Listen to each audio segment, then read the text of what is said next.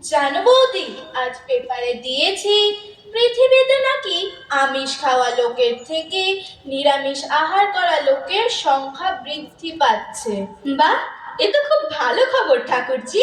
এবার দেখবে আমরা মামনির জন্য ঠিক একটা ভালো বৈষ্ণব নিরামিষ ছেলে সহজেই পেয়ে যাব। আচ্ছা টুসির মা, আজ কত তারিখ বলো তো? কেন বড় বৌদি, কি হয়েছে? আজ তো মাসের ওই 15 তারিখ। আচ্ছা, আজকেই তো সেই ঘটক পণ্ডিত কৈলাস মহান্তির আসার কথা না? আমাদের একমাত্র আদরের মেয়ের জন্য একটা ভালো বৈষ্ণব পাত্রের খোঁজ দেবে বলেছিল। আজ? হ্যাঁ, তো আজকেই বলেছিল। হ্যাঁ হ্যাঁ, তাই তো। আজ 15 তারিখ, সোমবার। আসবে নিশ্চয়ই, আমি পঞ্জিকা দেখেছি। আজ খুব শুভ দিন। হরে কৃষ্ণ হরে কৃষ্ণ। তা হ্যাঁ গো দিদি, তুমি ওই ঘটক মশাইকে সব বলে টলে দিয়েছ তো? আমাদের বাড়িতে কোনো ছেলে নেই, একটা ভালো ছেলে চাই। আর আমাদের বৈষ্ণব ঘরের কথা, ছেলেও সেই রকম হওয়া চাই কিন্তু। হরে কৃষ্ণ হরে কৃষ্ণ। হ্যাঁ হ্যাঁ বৌদি, আরে আমি থাকতে ওই কি আর বলতে হয়? আমাদের বৈষ্ণব ঘর, নিরামিষ খাবার। আমি আর বড় বৌদি যেদিন ওই কৈলাস ঘটকের কাছে গিয়েছিলাম, সেদিন সব একেবারে পরিষ্কার করে বলে এসেছি যে কি ধরনের পাত্র আমাদের চাই। যেমন তেমন পাত্র তো এই বাড়িতে চলবে না। কি বলো বড় বৌদি? তুমি হচ্ছ এখন এই বাড়ির গার্জিয়ান। হরে কৃষ্ণ হরে কৃষ্ণ। হ্যাঁ তাই তো, ও তুমি কিছু ভেবো না টুসির মা। আর তাছাড়া ওই কৈলাস মহান্তি খুব বড় মাপের ঘটক, চারদিকে খুব নাম ডাক, আর খুব খুব বিজ্ঞ এই ব্যাপারে। হরে কৃষ্ণ। যাক বাবা, আমি তাহলে নিশ্চিন্ত হলাম। বেশ খাসা পাত্রই পাবো আমরা, কি বলো ঠাকুরজি? হ্যাঁ হ্যাঁ বৌদি, নিশ্চয়। ও নিয়ে তুমি কিছু ভেবো না। আরে ওই তো ঘটক মশাইরা এসে পড়েছেন। কি সৌভাগ্য আমাদের! আসুন আসুন ঘটক মশাই, আসুন। হরে কৃষ্ণ হরে কৃষ্ণ। আজ্ঞে নমস্কার নমস্কার। হ্যাঁ, আমাদের আজকে একটু বিলম্ব হয়ে গেল আর কি। রাস্তায় যা জ্যাম ছিল, তা একটু লেট হলো আর কি। হ্যাঁ হ্যাঁ, তা তো হবেই। এখন রাস্তাঘাটের যা অবস্থা, চলাফেরা করাটাই সমস্যা। তা ঘটক মশাই, কোনো খোঁজ এনেছেন আমাদের একমাত্র মেয়ের জন্য কোনো ভালো সৎ নিরামিষ পাত্রের? হরে কৃষ্ণ। নিশ্চয় নিশ্চয়, আনবো না মানে?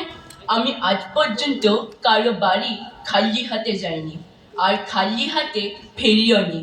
আমি হইলাম গিয়ে ওই কৈলাস ঘটক। জানেন মা, এখন অব্দি 1250টা ছেলে আর 1875টা মেয়ের সম্বন্ধ একেবারে পাকা করে ফেলেছেন এই ঘটক বাবু। হ্যাঁ, আপনাদের জন্য খাসা পাত্র এনেছি, ঠিক ওই বৈষ্ণবদের মতোই। প্রায় নিরামিষ আর কি। এই যে পাত্রের নাম ঠিকুজি সব নিয়ে এসেছি, আপনারা নিজেরাই দেখে নেন। এখানে তো সব ঠিকই আছে মনে হচ্ছে। কি বলো ঠাকুরজি? হ্যাঁ বড় বৌদি, তাই তো দেখছি। কিন্তু ঘটক মশাই, আপনি এখনই যে বললেন প্রায় বৈষ্ণবদের মতো, এর মানে কি? ও ঘটক মশাই, আপনি প্রায় নিরামিষ প্রায় বৈষ্ণব এসব কি বলছেন? আমাদের সব কথা তো আপনাকে বলা হয়েছিল। না না, সে তেমন কিছু না। একেবারে খাসা ছেলে, তবে মাঝে মধ্যে আহারের পর একটু মৌরি গ্রহণ করে আর কি। মানে ওই একটু ভর্তি পেটে ভাজা মুড়ি খেতে ভালোবাসে আর কি। আহা, বেশ তো বেশ তো। আহারের পর মুড়ি খেলে অসুবিধা কোথায়? মুড়িতে কোনো আপত্তি নেই। হ্যাঁ হ্যাঁ, ওটা চলবে। তাছাড়া মৌরি তো নিরামিষ ঘটক মশাই, ওতে আমাদের কোনো অসুবিধা নেই। মৌরি তো রোজ খাই না, এমনি ভালো ছেলে। মৌরি তো সেদিন খায়, সঙ্গে মাংস টাংস পেলে। আহা, মাছ মাংস পেলে। ছেলে একেবারে খাসা, ওই মাংস টাংস খেয়ে তারপর একটু মৌরি খায় আর কি। কি কি তুমি কি বললে? কি শুনলাম আমি? ছেলে মাংস খায়? এটা কি বলছেন ঘটক মশাই? হরে কৃষ্ণ হরে কৃষ্ণ, আমাদের নিরামিষ ঘরের কথা আপনি কি ভুলে গেছেন ঘটক মশাই? জি জি জি জি জি জি বলে আপনার মাথা ঠিক আছে তো ঘটক কৈলাস মহান্তি? জি জি জি জি জি জি জি হরে কৃষ্ণ হরে কৃষ্ণ।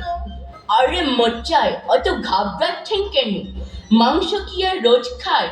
পাবেই বা কোথায়? কোথায় পাবে বলুন টাকা পয়সা যে মাংস খাবে? মাংস তো রোজ খাই না, এমনি ভালো ছেলে। মাংস তো সেদিন খায় সঙ্গে মদ পেলে। আহা, সঙ্গে মদ পেলে।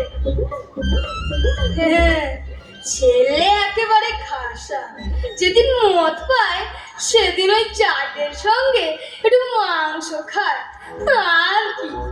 চুপ চুপ হরে কৃষ্ণ হরে কৃষ্ণ। জি জি জি জি জি জি ছেলে মদও খায়, মানে ছেলে মাতাল। ছি ঘটক মশাই, এ তো একেবারে হাবাদের ছেলে।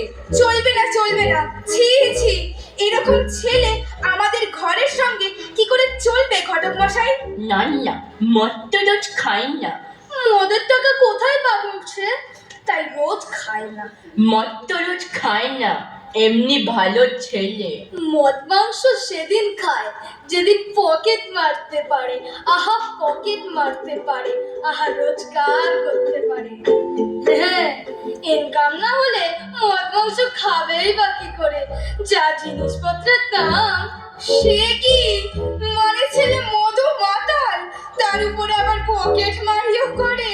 এসব এসব কি শুনছি আমি? হরে কৃষ্ণ হরে কৃষ্ণ, ছি ছি ঘটক মশাই, আপনি এ কোন ছেলের খোঁজ এনেছেন বলুন তো?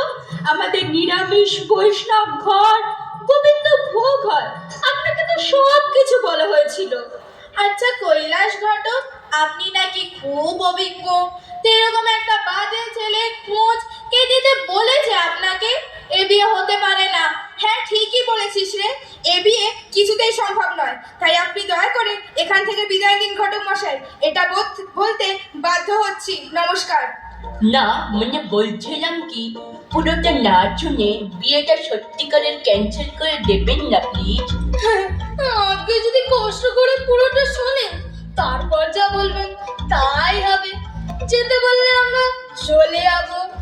আচ্ছা বলুন তো, একটি গ্রামে 500 জন লোকের মধ্যে যদি 20 জন লেখাপড়া জানে, সেই গ্রামকে কি বলবে? স্বাক্ষর না নিরক্ষর?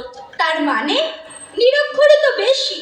হ্যাঁ, তাই তো বলছি, বছরের 365 দিনের মধ্যে 500 মেয়ের হিসেব কি কেউ ধরে? কিসের হিসেব? তাহলে 2 মিনিট সময় দিন আমাকে, বুঝিয়ে বলি পুরোটা, তবেই দেখবেন সব জলের মতো পরিষ্কার। জলের মতো পরিষ্কার? বলি তাহলে।